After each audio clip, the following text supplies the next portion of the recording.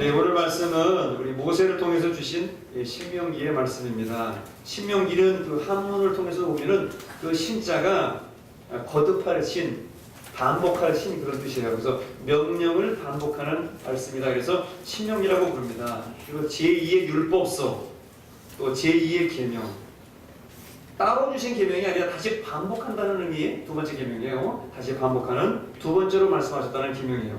그리고 이것은 가나안 땅에 들어가서 우리들이 어떻게 살아가야 될지를 말씀하시는 가나안 땅의 생활 법령이라고 할 수 있겠습니다. 신앙의 모범이라고 할 수 있겠습니다.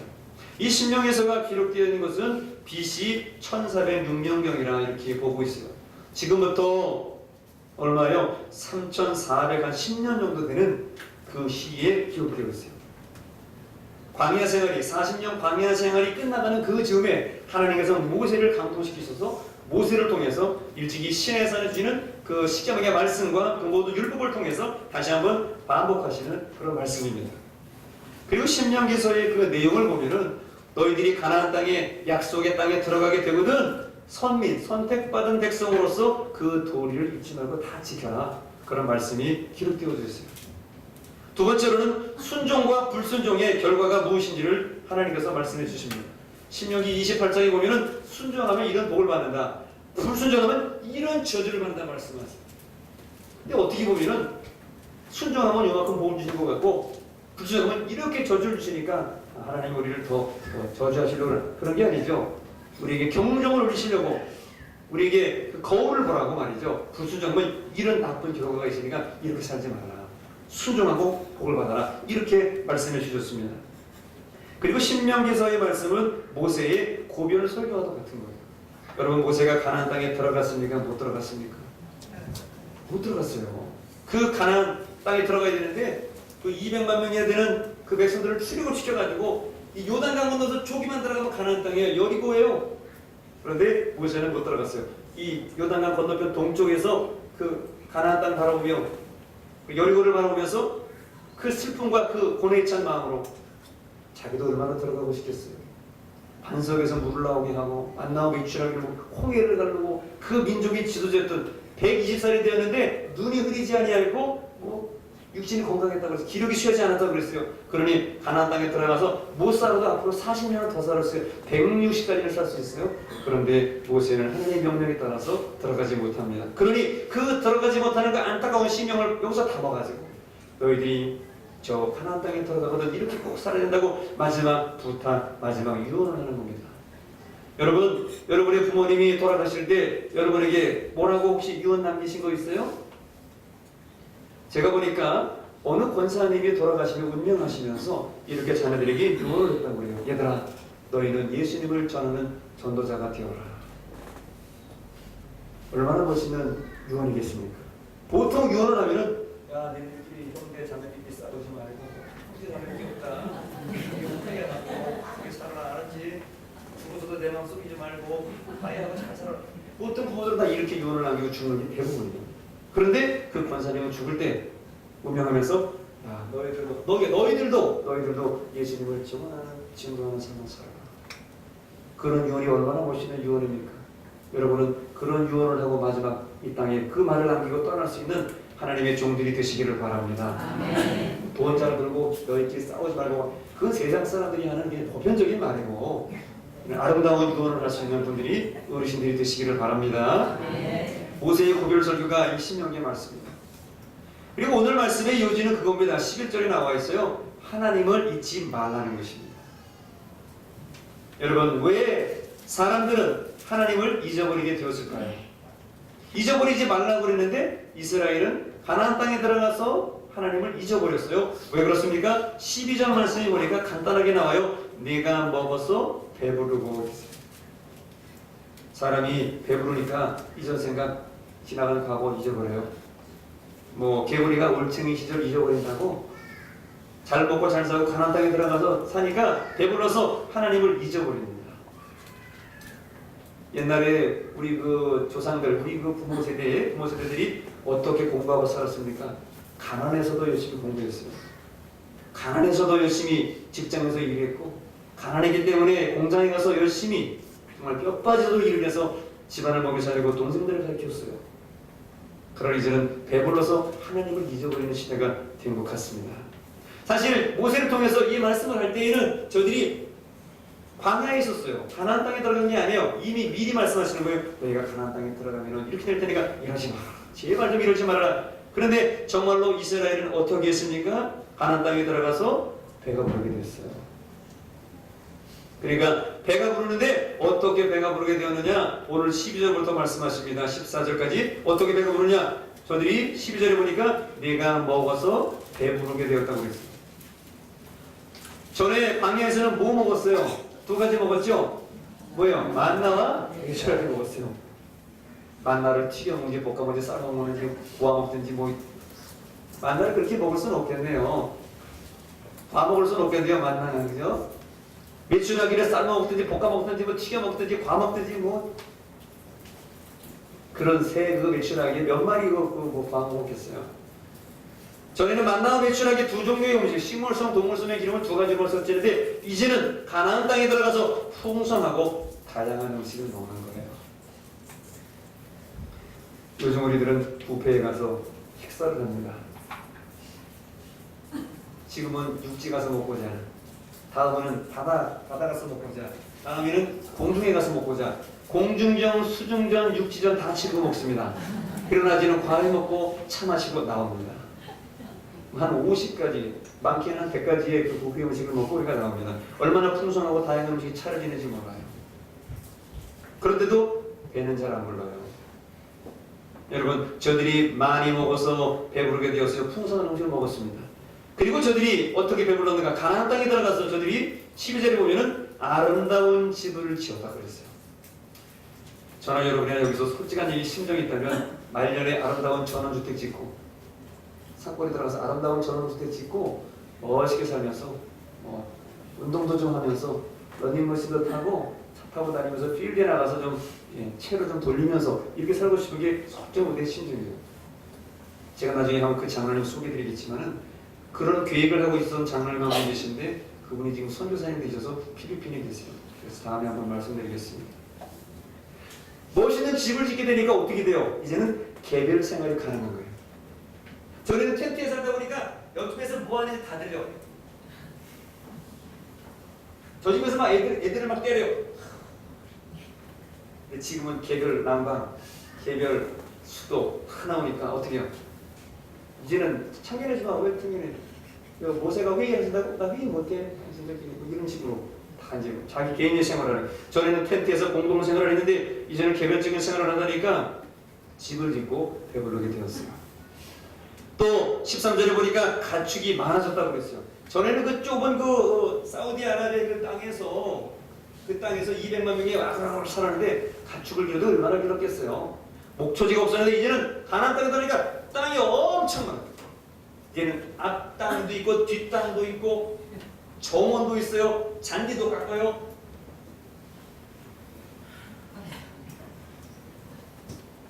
앞마당 뒷마당이 생겼어요. 목초지가 생겨서 땅이 넓어지니 가축이 많아지는 거예요. 그 사건으로 그 목자도 좀 들이워놓고 해서 양도 치고 이렇게 사는 거예요. 그뿐입니까? 오늘 보니까 은근히 많아졌다고 그랬어요. 재산이 증식되는 거예요. 돈 꿔주고 돈 받고 이런 식으로 재산이 증식되는 거예요. 은근히 많아지는 것입니다. 요즘에도 재산을 증식하는 분들 중에서 그 금괴라고 금괴 혹시 뭐 가지고 계신지 모르겠지만 1kg짜리 금괴 1억 6천인가 하는 것 같은데 그 금괴가 딱 해서 하나씩 1kg짜리씩 뽑아내놓고 하는 부자들도 있더라고요. 그러니까. 그런 거 한 덩어리씩 드릴까요? 제가 있으면 한 덩어리씩 드릴 줄 없겠네. 1kg짜리 하나씩 딱 드리면 1일 달란트. 내년에 올 때는 그거 각조로 남겨가지고 와야 돼요. 그거 땅속에 묻어놓으면 안 돼요. 성경에 나오는 예수님의 비유가 하나도 안 틀린다니 그거 아까워가지고 땅속에 묻어놓으면 한 달란트 받은 게으른 사람 되는 겁니다. 재산을 증식했어요. 그리고 저들이 소유가 많아졌어요. 그리고 정치, 경제, 사회적으로 모든 것이 법과 제도가 발전하니까 삶의 여건이 부유해졌어요. 배부르게 된 것이죠. 전에 어때요? 전에 단순하게 살았어요. 아침에 만나 먹고 저녁에 밑줄하게 먹고 모세가 야 구름 떴다 가자 그러면은 가면 돼요. 그냥 가면 돼. 근데 지금은 정치, 경제, 사회, 법이 발전해가지고 뭐만 하면 의장 그건 이렇게 해야 되겠습니다. 회의합시다. 하나님의 법에 무슨 회의가 있어요? 하나님의 일에 무슨 회의가 있어요? 전에는 하나님께서 모세를 통해서 법으로 그냥 가자면 가고 이거 이제 복잡해요. 그런데도 불구하고 이제는 먹고 살기 편해지니까 법으로 하자 이렇게 돼요. 법으로 하자. 여러분 법으로 시작한 사람은 법으로 망한다고 그랬어요. 여러분 그들이 그렇게 경제적이고 사회적으로 발전되어 있는 소유가 많아지니까 근심 걱정이 사라져 저들이 배부르게 되었습니다. 배부르게 되니까 어떻게 됩니까? 교만해졌어요. 여러분 교만이라고 하는 게 무엇인가? 오늘 14절 말씀 보세요. 14절에 내 마음이 교만하여 네 하나님 여호와를 잊어버릴까 염려하노라. 교만이 뭐예요? 하나님을 잊어버리는 것입니다. 하나님의 은혜를 잊어버리는 거예요. 여러분 이스라엘이 가나안 땅에 들어가게 된 이유는 무엇입니까? 저들이 능력입니까? 저들이 힘입니까? 저들이 분배입니까? 저들의 법입니까? 아니죠. 오직 하나님의 은혜였어요. 하나님의 은혜로 하나님의 능력으로 저들이 가나안 땅에 들어갔습니다. 하나님께서 저들에게 어떠한 은혜를 베푸셨습니까? 오늘 14절 말씀해 보니까 14절에 저들을 출애굽시키셨습니다. 자기들의 능력으로 출애굽한 것도 아니에요. 하나님께서 출애굽을 시키셨다는 거예요. 오늘 저와 여러분들도 이 주능력교회 하나님의 교회를 세우시기 위해서 저희들을 아울골짝 힘든 골짜기를 지나게 하시고 이렇게 아름다운 광야 생활 가나안 땅에 우리를 출애굽시켜 주신 줄로 믿습니다. 그 은혜를 잊지 말아야 돼요.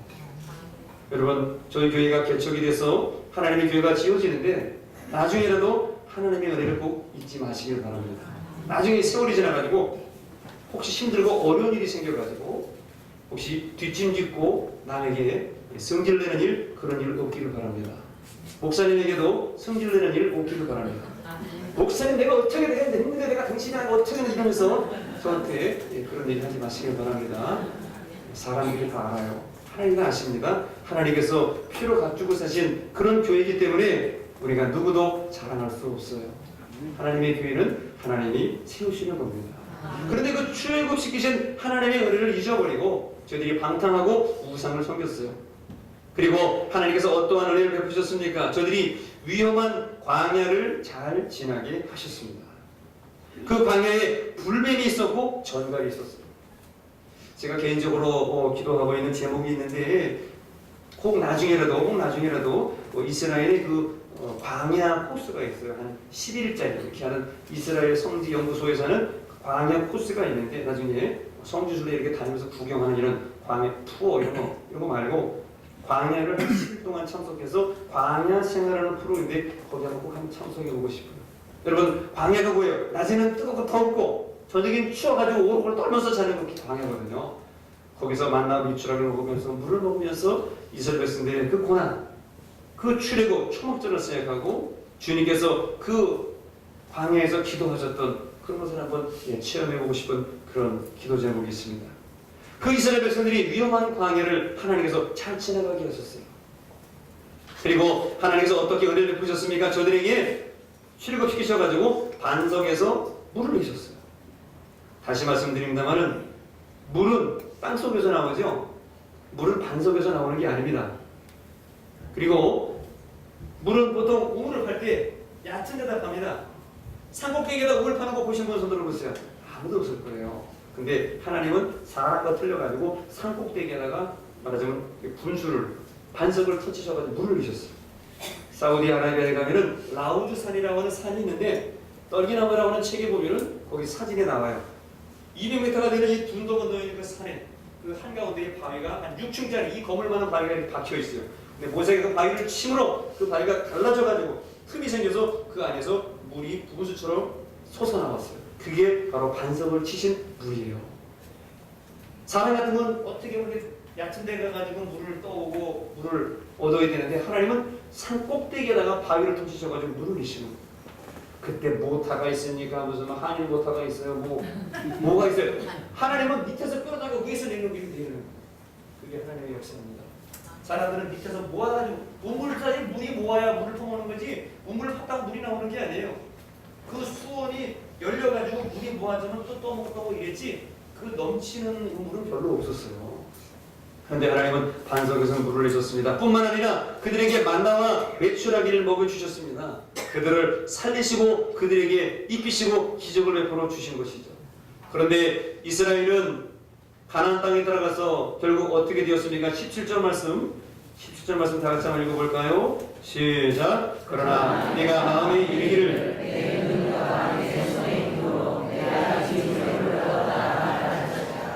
정말로 저들은 가나안 땅에 들어가서 내 힘으로 된 거지. 여러분이 직장을 다니고 사업을 하고 공부를 하고 여러 살림살이를 해도 여러분이 물론 수고했죠. 그러나 여러분이 한 게 아니고 하나님이 주셨다는 사실을 여러분 꼭 잊어서는 안 됩니다. 가나안에 들어갔는데 저들이 여호수아랑 가나안에 들어갈 때 전쟁을 했잖아요. 많은 사람을 쳐 죽였죠. 그래서 저들도 그렇게 말할 수 있을 거예요.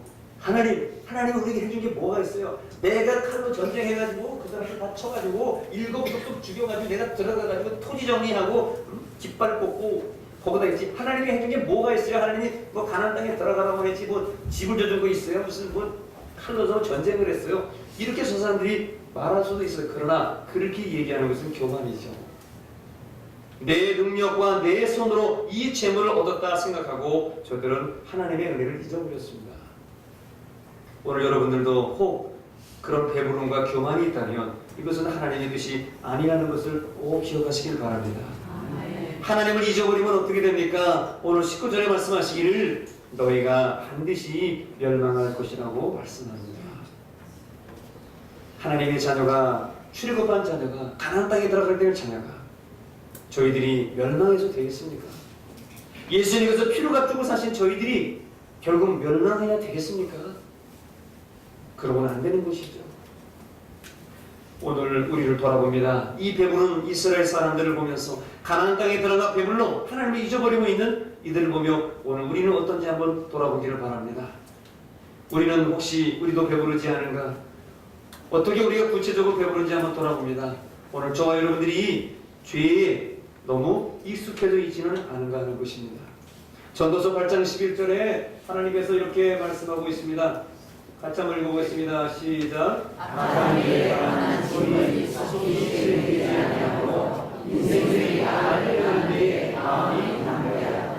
물론 저거는 세상에 예수 안 믿는 사람들에 관한 주로 하신 말씀이지만 우리도 해당된다는 거예요. 하나님께서 심판하지 않으니까 우리 믿는 사람들, 성도들과 사람들이 악을 행하는데 마음이 탄정을 죽일 때면 죽여보십시오. 아직까지 두려움 없습니다. 뭐 가봐야 뭐 저기밖에 갈 데 없고 이제 가봐도 죽을 밖에 없으니까 이제 뭐 마음대로 하는 식으로 하나님도 죄에 익숙해져 있는 죄에 무감해지는 우리들의 죄를 보게 됩니다. 여러분 우리가 어떠한 죄를 지었습니까? 주님께 말하지 못하는 아주 다 말로 고백할 수 없는 그런 죄를 지었죠.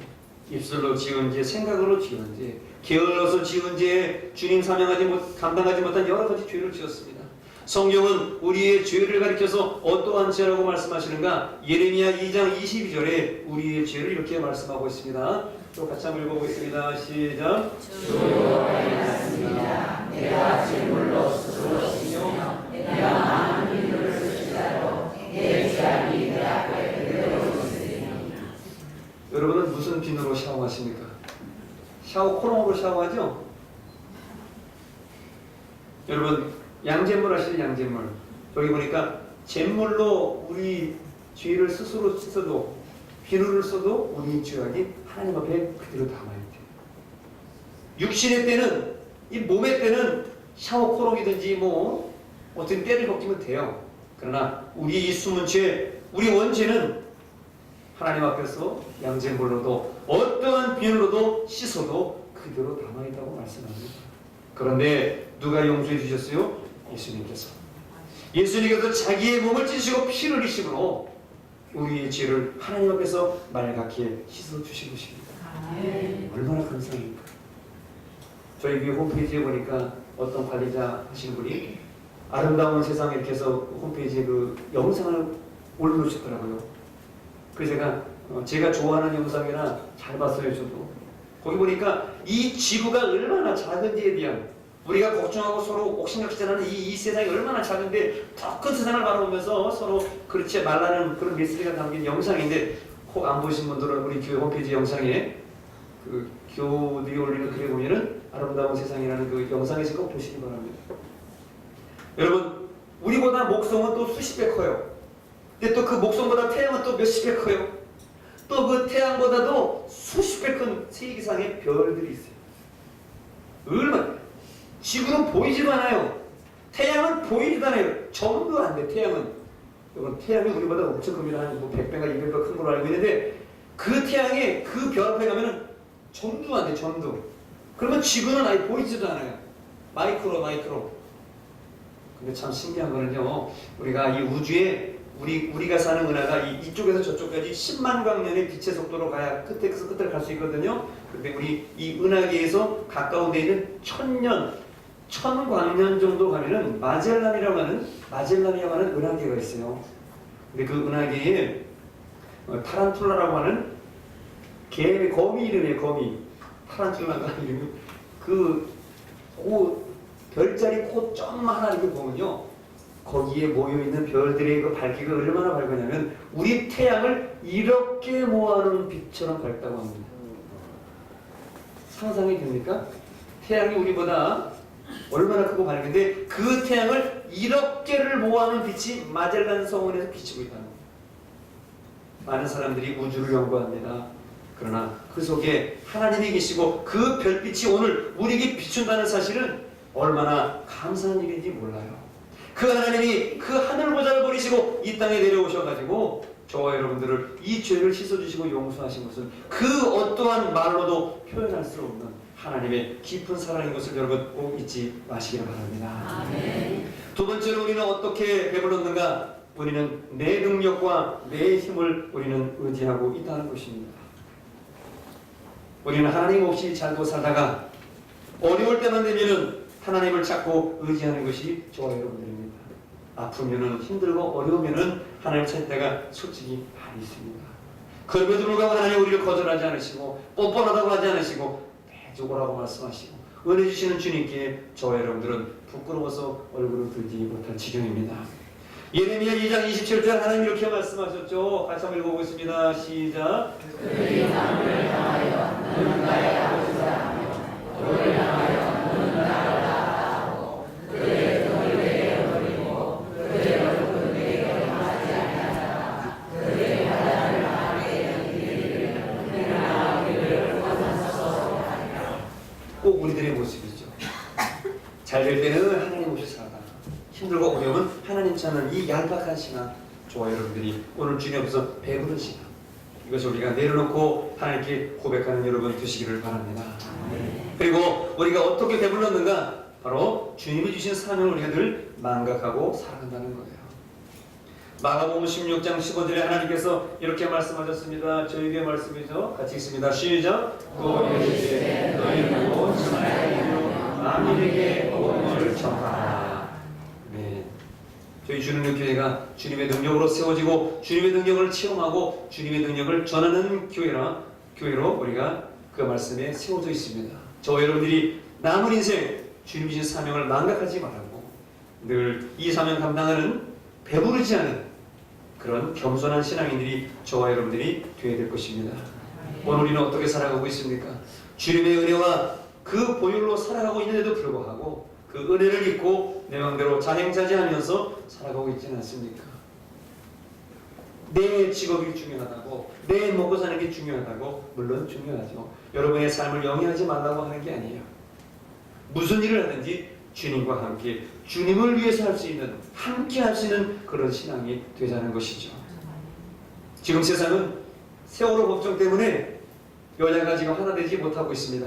그리고 그 가운데 단식을 하는 그러한 사람들도 있습니다. 여러분, 세월호가 침몰한 지 얼마 됐는지 아세요? 이제 아마 다 잊혀지고 나살기도 바쁜데 세월호 수백 명 죽어도 아마 잘 생각을 아마 하고 계시지 못할 거예요. 오늘로써 세월호 침몰한 지가 4월 16일 날 침몰했으니까 4개월이 지나고 오늘로 128일째입니다. 아직도 끝내지 못한 시신이 있고 가족들에게 돌아오지 못한 사람이 있고 304명의 희생자가 무고히 진도 앞바다에서 소리도 못 지르고 죽어갔습니다. 그래서 그 세월호 특별법을 만들어 달라고 많은 사람들이 지금 단식을 하고 있습니다. 여러분, 단식이라고 하는 게 무엇입니까? 이것은 물과 음식을 끊는 것입니다.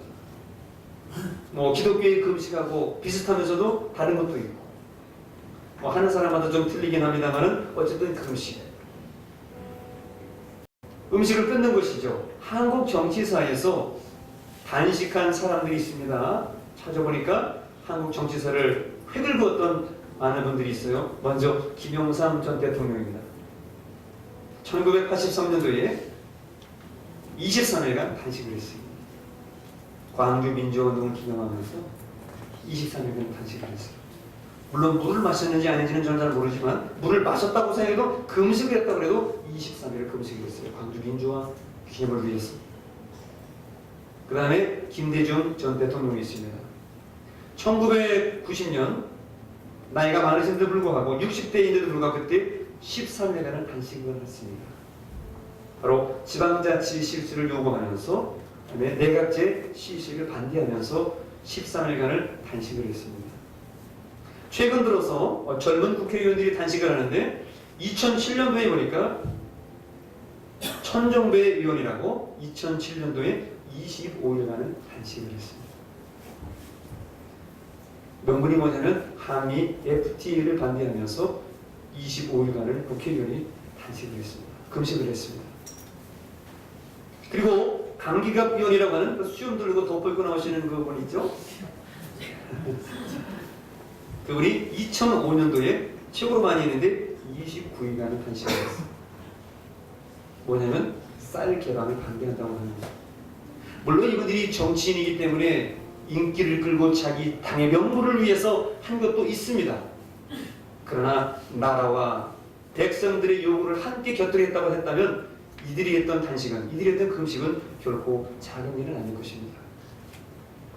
제가 교회에서 금식하는 분들, 교회사 속에서 많은 분들이 금식하고 단식한 분들이 누군가 보니까 누구라고는 자세히 찾을 수는 없지만 많은 분들이 기도원에서 금식하고 심지어 40일 금식 기도를 몇 번씩 한 분도 계시고 뭐 일주일, 21일, 열흘씩, 3일씩 금식하는 분들이 너무나 많아서 다 열거할 수 없는 것이 우리 교회사의 금식이요 단식입니다.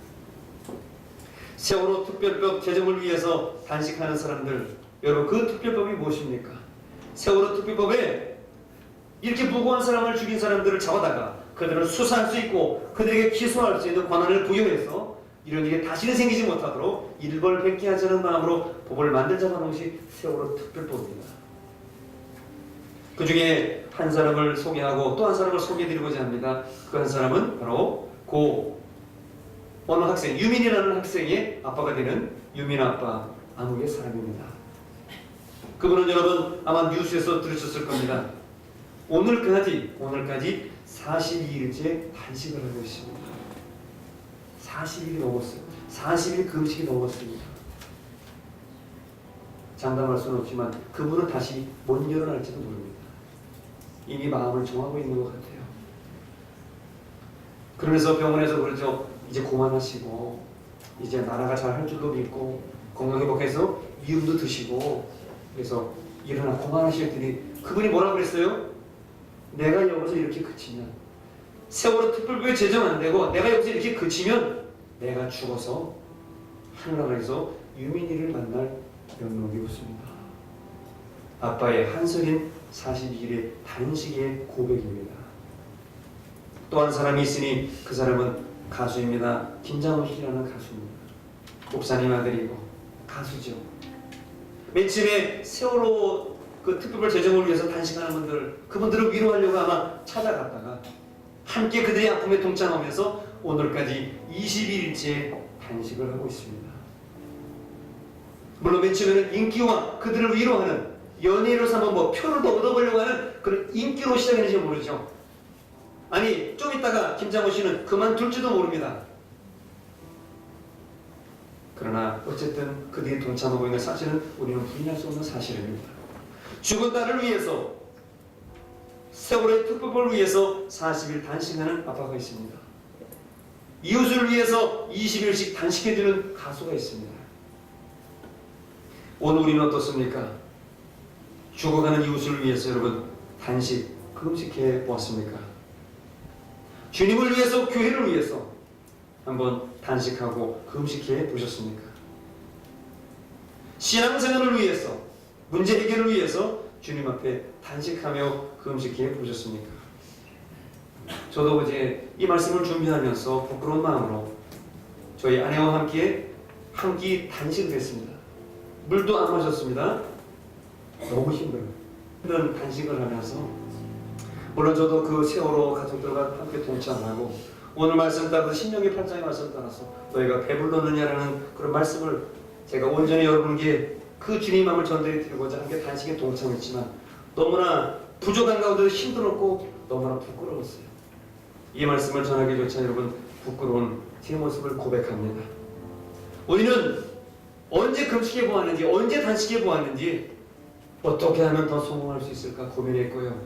어떻게 하면 더 돈을 잘 벌 수 있을까, 직장에 더 많이 갈 수 있을까, 사업장에 더 갈 수 있을까, 그 공부를 열심히 했고, 어떻게 하면 더 높은 명예를 얻고, 어떻게 하면 더 표를 받아가지고 내가 살아남아서 진급할 수 있을까, 이런 것이 혈안이 된 것이 우리의 솔직한 모습이 아닙니까? 우리 함께 솔직히 고백해 볼까요? 저부터 먼저 고백해 보겠습니다. 이 목사님, 목사 안수 받을 때 금식하며 기도하면서 하나님께 그렇게 열심히 했습니까? 사랑하는 장로님들은 장로님으로 임직받을 때 금식하며 하나님의 사명 감당하려고 그런 마음으로 임직하셨습니까? 권사님, 안수집사님,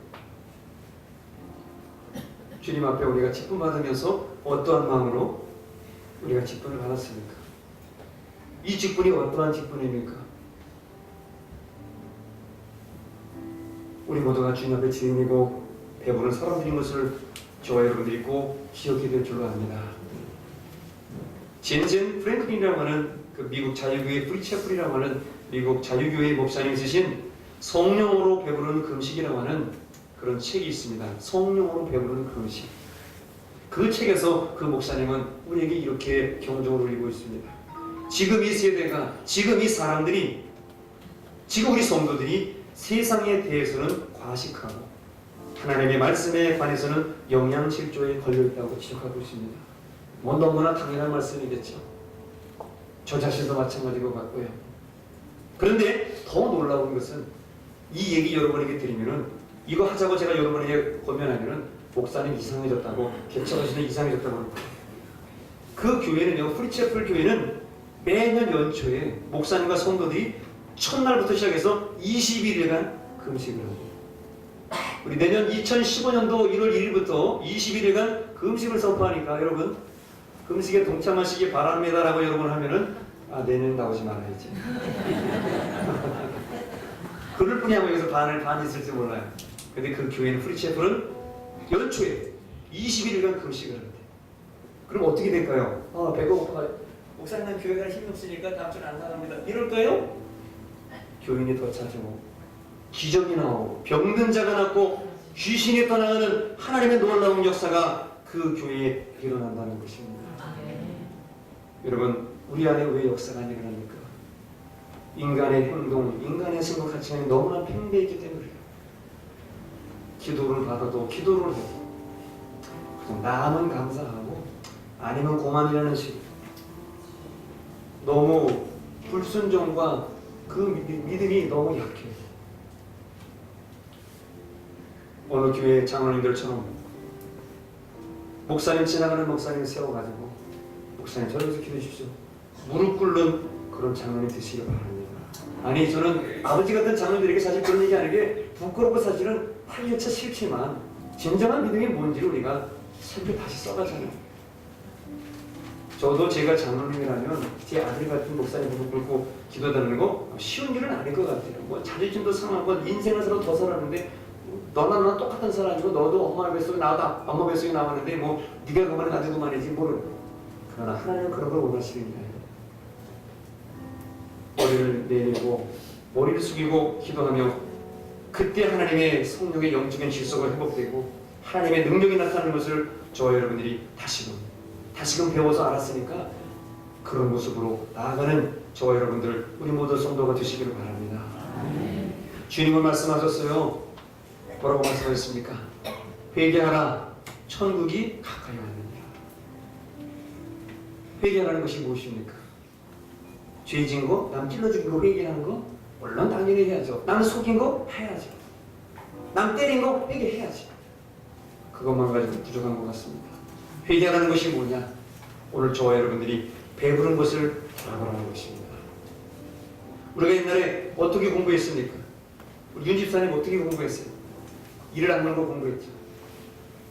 그 모든 가난과 이 모든 세상 속에서 그냥 열심히 정말 빛을 내버리라고 열심히 공부했습니다. 최 집사님도 어떻게 공부했어요? 어떻게 선생님 됐어요? 이 가난하고 힘든 이 세상을 탈피해보기 위해서 교회도 우리가 열심히 다녔어요. 교회에 희망이 있고 예수님이 나를 사랑해 주시면 믿고 우리가 열심히 다닌 거 아니에요? 이제는 복음도 별 가치를 잃어버리고 교회도 가치를 잃어버리고 목회자 귀한 줄 모르고 성도 귀한 줄 모르고 복음을 무슨 지나다니는 그 개똥처럼 여기면서 발로 차고 있는 우리들의 모습 아닙니까? 주님께서는 회개하라 천국에 가까워한다는 그랬어요. 애통하며 금식하라고 주께서 말씀합니다. 주님께서 말씀 이렇게 안 했죠. 나를 믿고 너희들 부자 되라. 이런 말씀을 주님이 안 하신 것 같아요. 주님께서 우리가 말씀하시기를 마음이 가난해지라고 우리에게 말씀해 주셨습니다. 마태복음 5장 3절에 주님께서 이렇게 말씀하셨죠. 다시 한번 읽어보겠습니다. 시작. 심령이 가난한 자는 복이 많이 천국에 그들의 것이며. 그 뒤를 쭉 읽어야 되는데 그 뒤는 너무 길어서 안 읽겠어요. 짧아서 읽으려니까 아까워서 못 읽겠어요. 다 읽으려니 너무 길어. 그래서 3절만 대표로 읽었지만은 심령이 가난한 자는 복이 있나니 천국이 저할 것이요. 주님은 하나님의 나라. 배부른 너희들을 회개하고 이 정도 사나마 살았는데 뭘 더 바라냐는 하나님의 말씀을 들으면서 이 땅에 죽어가는 영혼들을 바라보라고 말씀하고 있습니다. 오늘 나의 믿음을 방해하는 우리의 배부름이 있다면 우리의 교만이 있다면 저와 여러분이 내려놓으시기를 바랍니다. 지금 우리 신앙생활이고 잘하는 거 아니에요. 우리가 조금 건강하다고 우리의 믿음을 등한시하고 있지는 않습니까? 조금 먹고 살만하다고 우리가 주님을 천시 여기는 것 아닙니까? 우리가 조금 배웠다고 가졌다고 성령님의 역사를 소홀히 하고 있는 것은 아닙니까? 우리가 그러면 안 되는 것이죠. 내가 건강한 게 아니고 내가 먹고 살만한 게 아닙니다. 내가 직장에 다닌다고 내가 버는 게 아니에요. 여러분 혹시 하나님께 헌금 내면서 그거 내 거라고 생각합니까? 그거 아닙니다. 하나님 거예요.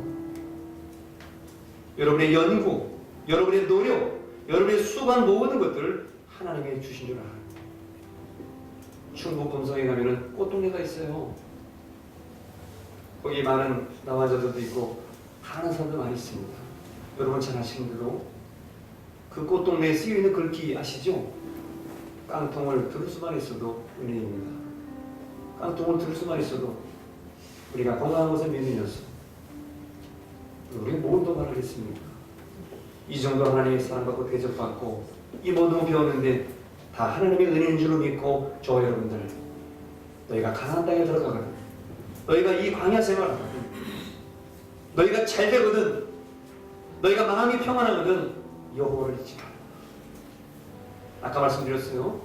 훗날 나중에 세월이 흘렀어.